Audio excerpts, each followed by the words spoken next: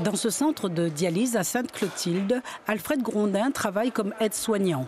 Il accueille les 24 malades, valides et invalides, reçus chaque jour, les surveille et pratique les soins visant à assurer l'hygiène du dialysé et de son environnement. Un métier qu'il pratique depuis plus de 30 ans et qui, au fil du temps, a eu des conséquences sur son propre corps. Des douleurs au dos et aux hanches ont été soignées par le remplacement d'une vertèbre et la pose de 2 prothèses de hanche. Je ne sais pas, je ne pourrais pas vous répondre exactement si c'est à cause de l'usure au travail, mais en tout cas, les tâches, au début, les tâches qu'on faisait, j'étais tout seul en tant qu'homme. Et vous savez, quand on est l'homme dans la maison, on a toujours tendance à porter un peu plus de charge.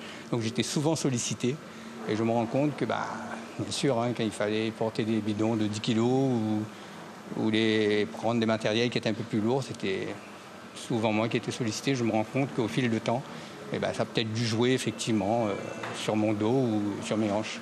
Ces problèmes de santé ont limité son champ d'action et sa direction a procédé à un aménagement de son poste de travail.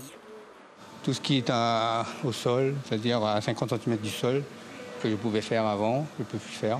Les charges, quand ils sont trop lourdes, pareil, je laisse pour mes collègues, ils m'aident, ou bien on met moins de charges dans les poubelles et tout comme ça pour que je puisse mieux les transporter. De la prévention est faite auprès des nouveaux employés pour améliorer leur posture au travail et éviter le plus possible certaines manipulations. Auparavant aussi, pour la dialyse, on utilisait des poches de dialysa qui faisaient jusqu'à 5 kg. Donc il fallait 2 poches par patient. Quand on a 12 patients par série, jusqu'à 3 séries par jour, ça fait beaucoup de poches à manipuler. Donc maintenant, ces poches-là, on les a centralisées dans des cuves et elles arrivent automatiquement sur les machines. Donc il y a beaucoup moins de manipulation. 80% des personnes en situation de handicap portent comme Alfred un handicap invisible. Et il n'est pas toujours facile, notamment pour les petites entreprises, de trouver des situations de maintien dans l'emploi. C'est bon, ça va aller ?